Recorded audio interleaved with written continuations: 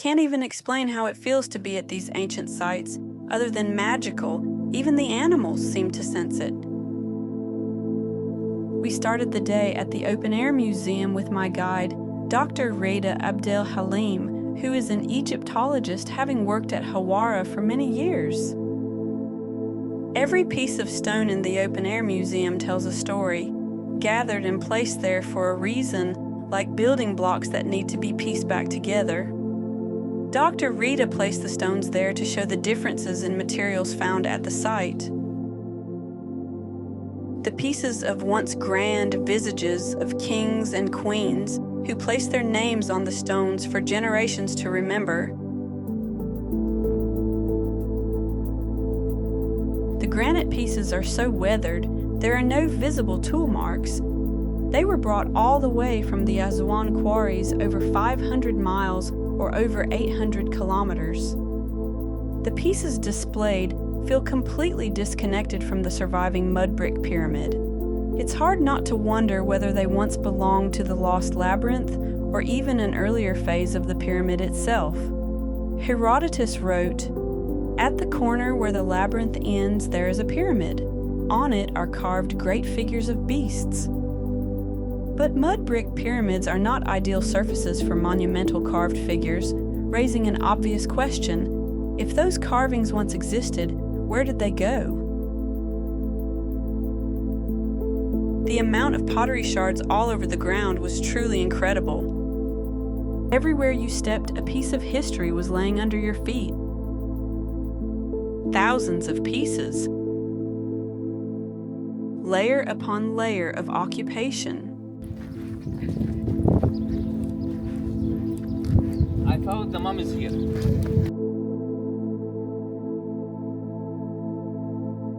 This place. Wow. D.Rضa said he found two mummies hugging each other here, part of the Ptolemaic and Roman period cemetery zones at Hawara. They were decorated with funerary masks made of gold or gilded materials. They are similar in concept to the famous funerary mask of Tutankhamun.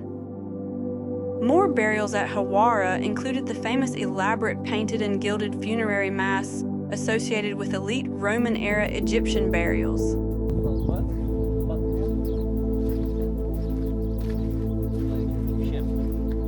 Or what? Now we followed by sand again. It's half. Oh wow, look shape. at that, yeah. This was a very deep shaft, and after it was excavated, they filled it back in with sand. As I stood there looking out over the vastness of the area in front of me, I began to realize what a huge undertaking it will be to fully excavate this area. The labyrinth itself covers several football fields in size, not to mention the tomb areas underfoot all around us.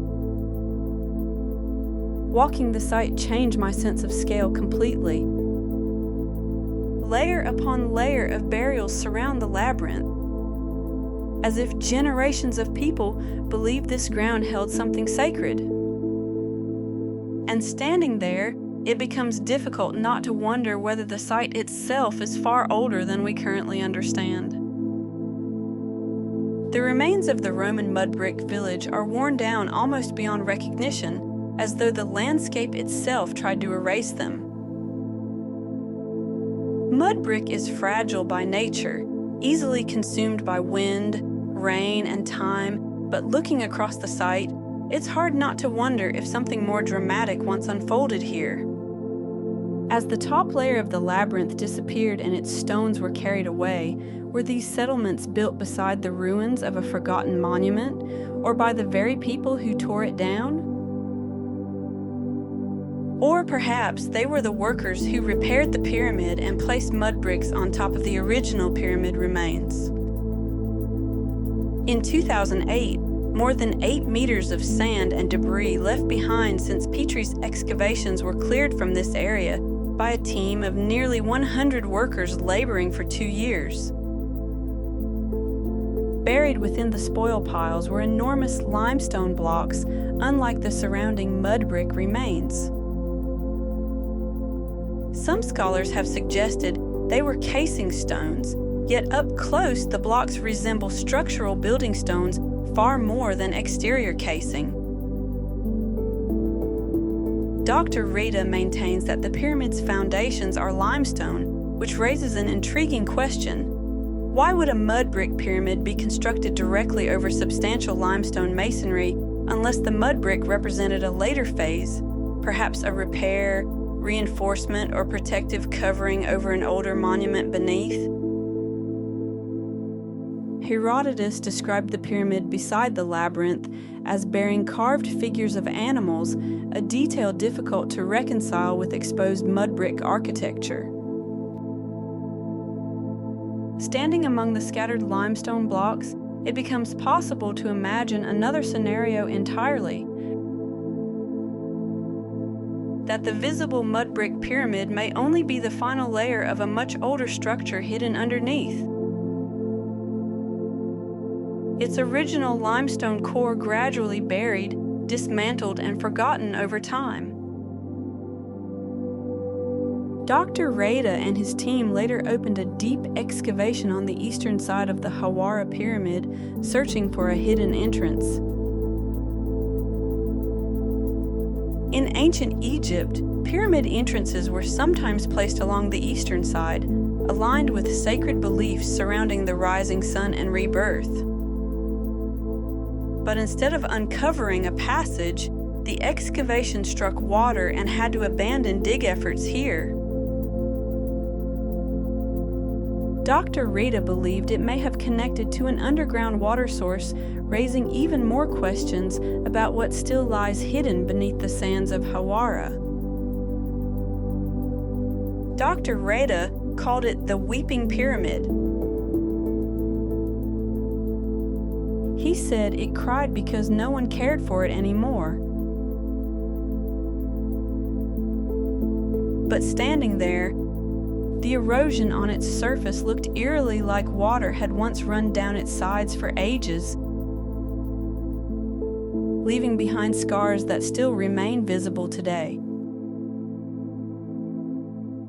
As we move toward the southern side of the pyramid, where the labyrinth dig is located, the sheer amount of accumulated sand and sediment around the base was impossible to ignore. Much of the large lower limestone foundation remains buried beneath layers of debris and time. I hope the Egyptian government will prioritize future digs around the base of the pyramid to expose the hidden limestone foundations so we can learn more about the structure. This is huge here, yeah. And now this mission, Egyptian mission from inspector office, which I talked to on Facebook to everyone. There is no foreigner mission in Egypt right now in Lebanon because many missions like to come to follow Herodot's theories. There is 3,000 of golden rooms. One first floor, 1,500 room, and second floor, similar, full by statues of gold or something like that. This is Herodot said that he saw in Egypt. But this is not true, I think, because when they dig now, they found only blocks of limestone and granite. It was here in 2008. I make a hole here. I have to show it for you.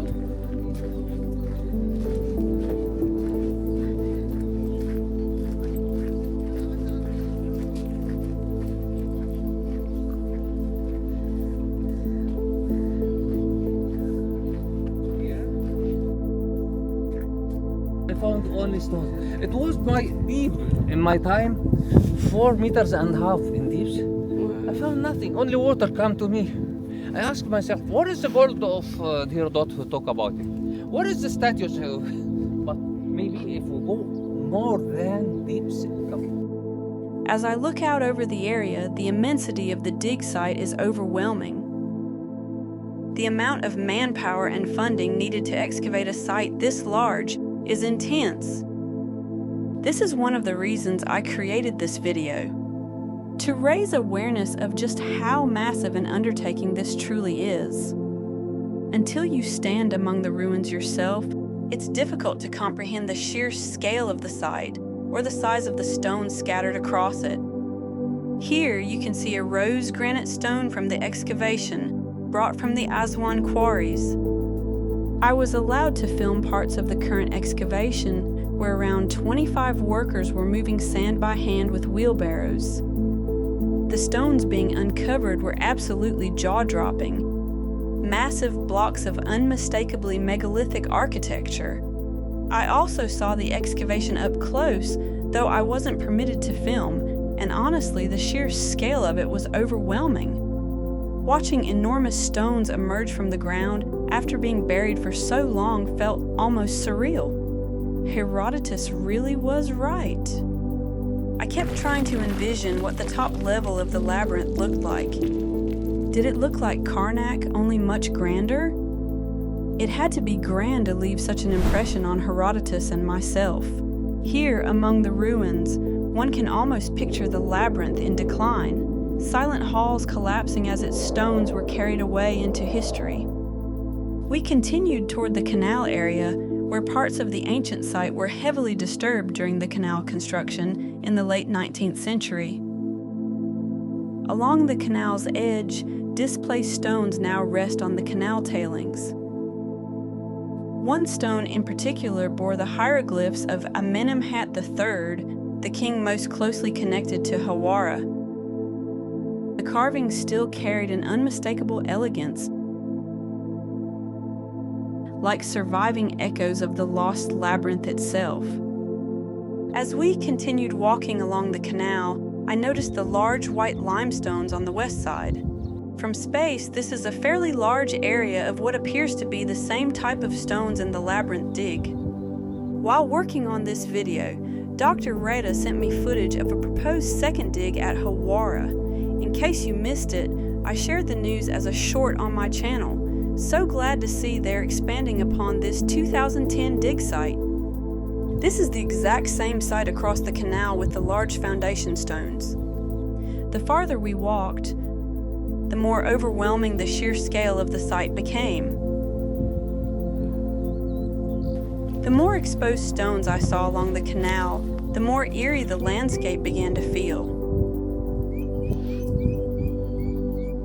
These massive blocks had only reappeared because the earth had been cut open, which makes you wonder how many other ancient sites still lie hidden beneath the sands, completely unknown and untouched for thousands of years.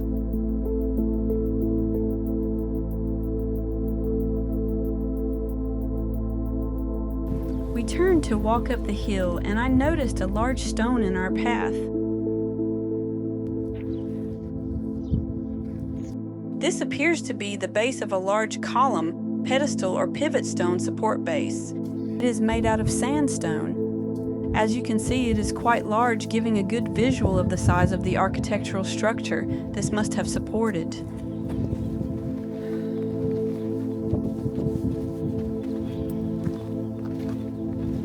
Our journey then led us toward one of the most mysterious parts of Hawara, the entrance area of the pyramid.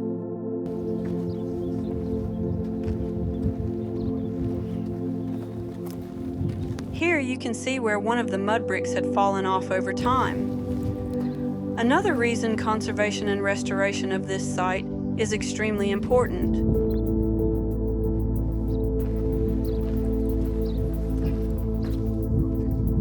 Walking around to the entrance, you can see how the mud bricks were stacked, but it doesn't look as precise as I thought it would look. At least not precise enough for large limestone casing blocks to be attached to the exterior. The limestone blocks look more like D.RZA suggested, foundation stones. The stark contrast between the mud brick and the large limestone blocks is very apparent near the entrance. The buried inner structure has been called a superchamber by Petrie, but the word hardly captures the scale of what lies underneath. It makes you wonder whether the mud brick visible today was added later, concealing and protecting something far older beneath it. If that's true, then what does the original structure hidden beneath Hawara actually look like? Flinders Petrie described the hidden chamber beneath Hawara as something far beyond an ordinary burial vault. Deep beneath the pyramid, he documented a colossal subterranean chamber carved from a single monolithic block of quartzite, sealed beneath enormous masonry and capped by a massive sliding lid weighing nearly 30 tons. Looking at the entrance, I found myself questioning whether we are even looking at a pyramid entrance at all. What if this was the actual entrance to the labyrinth? Its location differs from the north-facing entrances commonly found in many Egyptian pyramids. Colossal stone above the entrance must weigh an extraordinary amount, and it looks uncannily modern. As we descended into the entrance passage, it became clear that the corridor had been completely swallowed by water.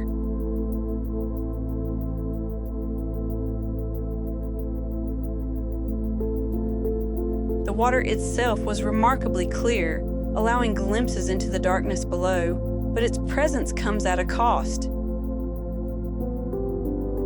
Thick salt incrustations coated portions of the interior walls, evidence that water and dissolved minerals have moved through the structure for a very long time.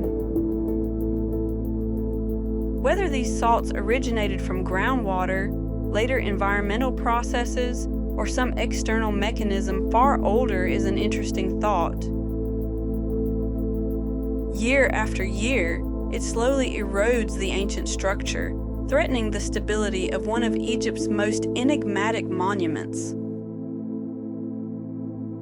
Standing there, it was impossible to ignore the urgency of conservation, because without intervention, parts of this remarkable structure could one day be lost forever. The blocks of the entrance are of a similar size as the entrance lintel. Notice the carved steps.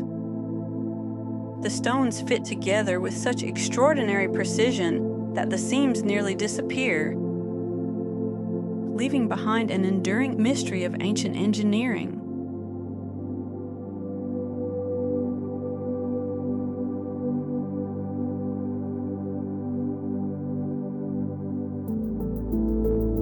This may have been some type of hinge for a door. Walking out, it really does look like a restoration attempt, perhaps, by the builders of the mud brick facade. Almost as if it was placed there to protect what is underneath, as the large stones or foundation stones seem so out of place. The mud brick was obviously melted in places. In some areas, significant melting can be seen. I have more to say on this in future videos as my research continues guiding me down rabbit holes, as significant proof of my theories keeps showing up.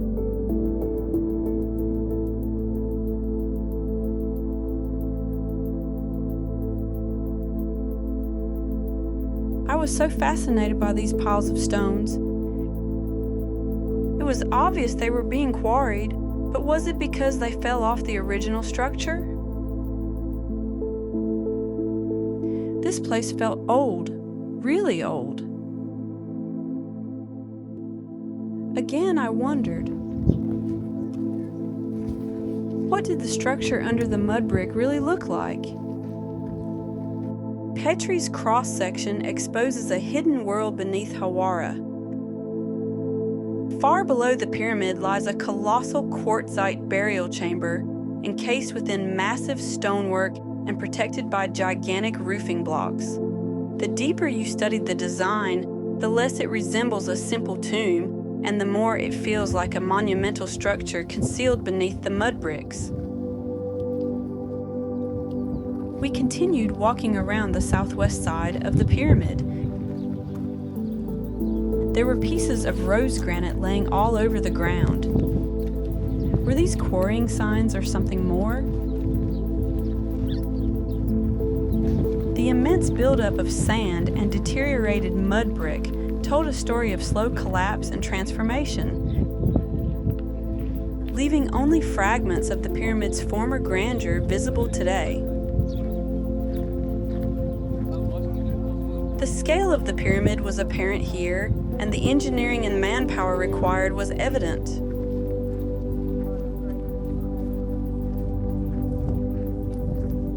It's interesting to note that as mud brick structures deteriorate, they gradually collapse into dense layers of compacted earth and debris.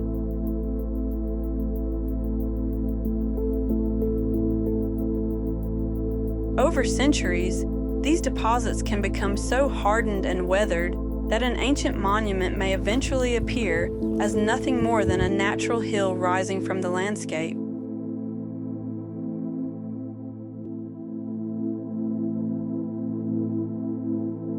What if the architects understood exactly what time would do?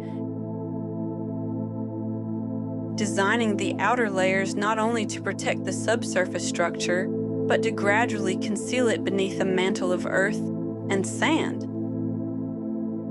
From a logical standpoint, and just being objective and inquisitive, it seems more like a type of protection than anything else.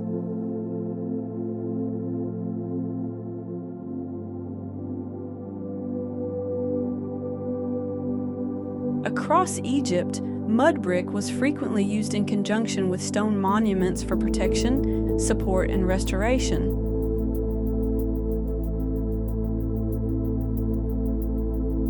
Whether a similar purpose was served here at Hawara remains an intriguing possibility.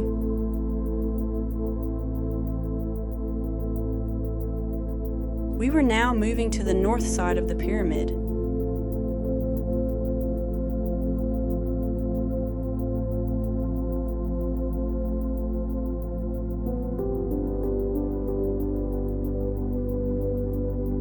Here you can see where a large portion of the pyramid has eroded away. It looks like a large slide from space, but where did all the mud bricks go?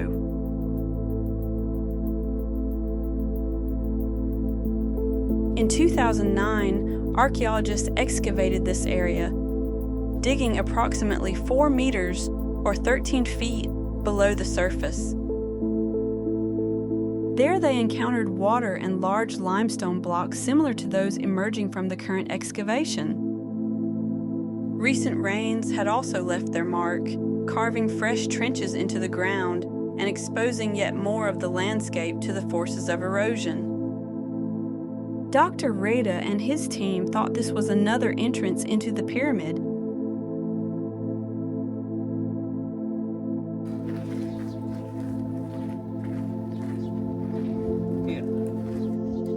If you put straw by 20 meters, it can go very deep. This is the new exit or entrance. It's the same direction of the source, the southern entrance. This is potentially another unexcavated entrance into the pyramid or the labyrinth. He said it's going the same direction as the tunnel located on the southern side, and going down 20 meters or over 65 feet. Looks like they did some type of probing to investigate the depth. This is just another example of how more excavation is needed at this site. Could this be an entrance into the pyramid or an actual entrance into the labyrinth?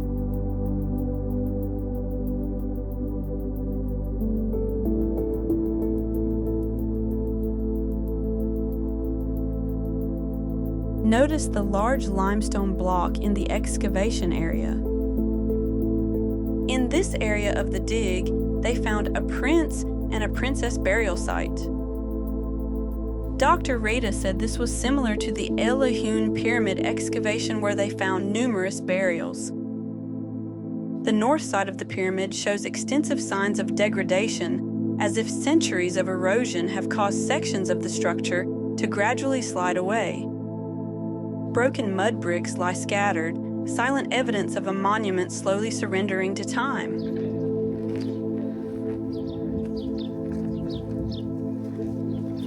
North of the pyramid stretches a vast landscape of mounds,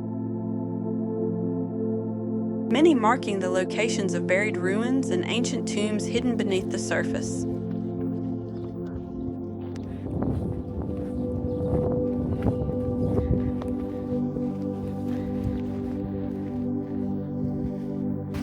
like to bury themselves like a king.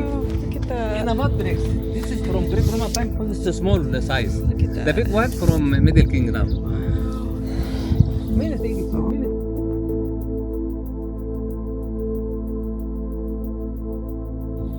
Amazing. Over there.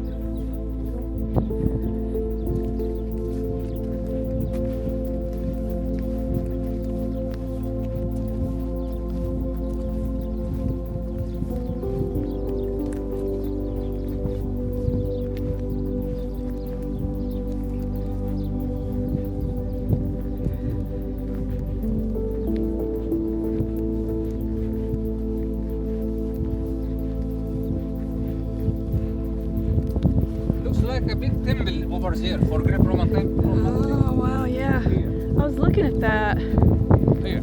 Yeah, it's amazing. The mound stretched as far as the eye could see. Some likely mark ancient looting pits that have gradually filled back in over time, while others conceal the remains of the once thriving Greco-Roman settlement that occupied the area. The site was so immense that I had to speed up the footage just to show how far the ruins extend. There had been thousands of people living and being buried here. Looking across the landscape, it felt as though the ground itself was hiding layer upon layer of forgotten history. Walking among these endless fields of buried ruins, I realized that photographs alone could never convey the scale of Hawara. Creating this video tour felt like the only way to truly share the immensity of the site. We approached the remains of a Greco-Roman temple. Its once impressive structure now worn down by time and exposure to the elements.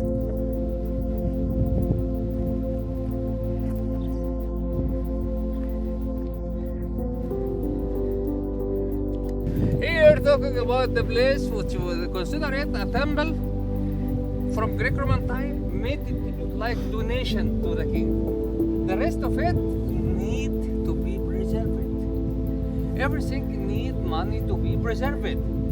Need a mission from abroad, from any country. Love Egypt, love Egyptology, come to work with us, to share together. A project like that, it must be very important to talk about it.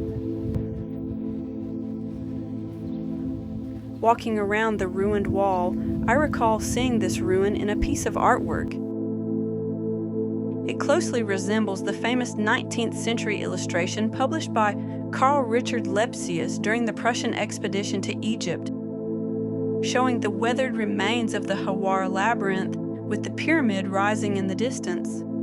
I recreated the drawing so that we could envision what the walls looked like in the past. This artwork offers a rare glimpse into a landscape that has continued to change with time.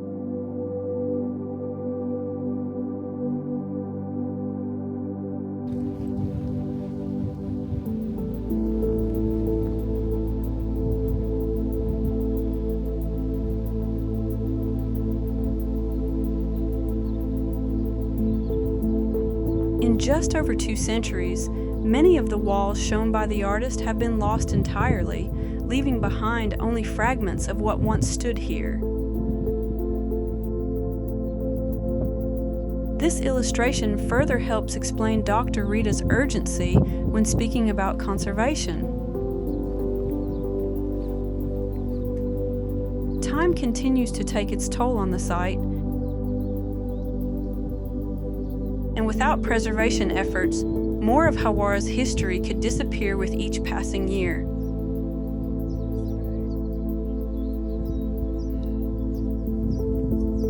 It is curious that Lepsius thought the Greco-Roman remains were part of the labyrinth. The limestone foundation stones and the columns are much larger and more elaborate than these mud brick facades.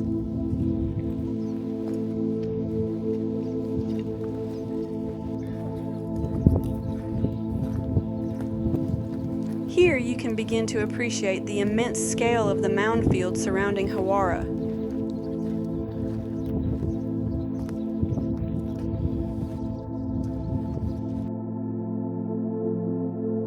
The farther we walked, the more pottery fragments appeared beneath our feet, scattered across the landscape in astonishing numbers.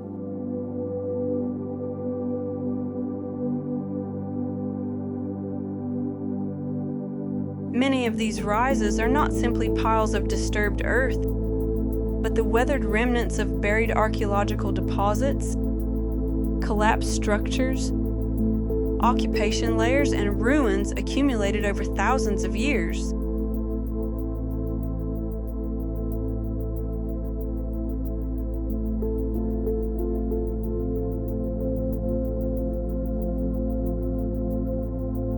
Perhaps this is what the settlement once looked like at the height of its occupation.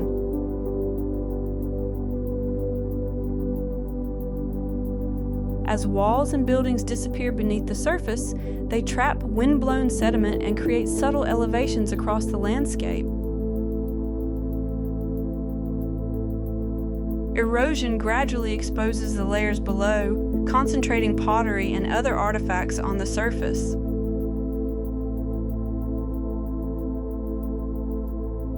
While some mounds may be associated with ancient looting activity, it is far too simplistic to assume they all share the same origin.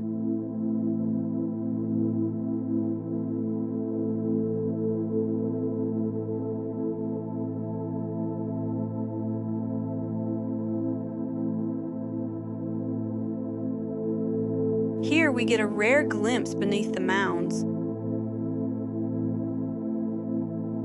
While the roof has disappeared, the mud brick walls have endured, protected by the desert's dry climate and layers of sediment, rising from the earth like a forgotten apparition. The ruins seem suspended between the present and a distant past. This area lies not far from where Petrie uncovered crocodile tomb chapels for the worship of the crocodile god Sobek. Of course, my imagination ran wild at the thought of what one of these chapels may have looked like. Maybe not that stylistic, but it's fun to imagine. We walked through more of the extensive ruins, and I can honestly see why this area hasn't been fully excavated.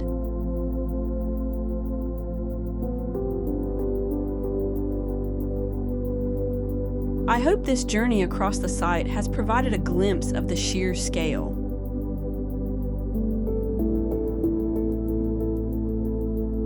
An ancient bread mold.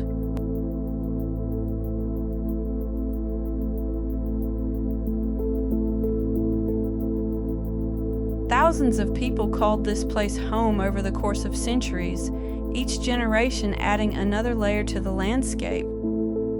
Yet, at some point, the cycle ended.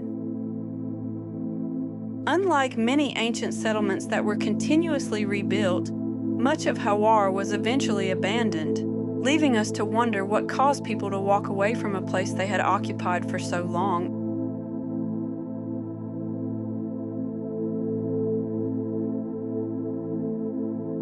Towards the end of the walking tour, we walked past this area of holes visible with Google Earth. It had been excavated, and I was told it is like a causeway and its purpose is still unknown. They do appear to be similar to burial shafts, and you can see the tailing piles here where they excavated.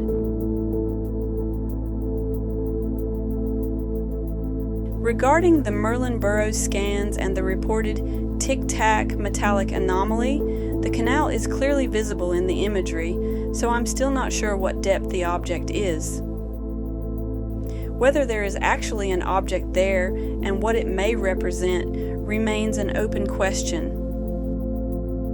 My view is simple. If there is even a possibility that something significant lies beneath the site, it would be in Egypt's best interest to examine the evidence carefully. A discovery of that magnitude would not only be important for Egypt, but for the entire archaeological community and the world at large. The world is watching, and people everywhere are genuinely interested in the history of Hawara. If there is something there, it could become an extraordinary discovery that benefits both Egypt and the world. Discoveries inspire curiosity, tourism, research, and investment. Cooperation and transparency between all parties, including those who collected the scan data and the Egyptian authorities, are the best way to determine the truth and ensure that everyone has confidence in the results. For those of you who don't know me, I have been using remote sensing to find lost ruins from space and investigate scientific anomalies. Please join me next time and hit that subscribe button. I am working on a tour to Egypt in 2027, and I hope some of you can tag along as we look at anomalies and share cool what-if stories. Until next time, thank you, and look for those layers upon layers. They are everywhere. Golden sun on desert sand, whispers of a timeless land. Nile flows on a silver vein, washing clean the ancient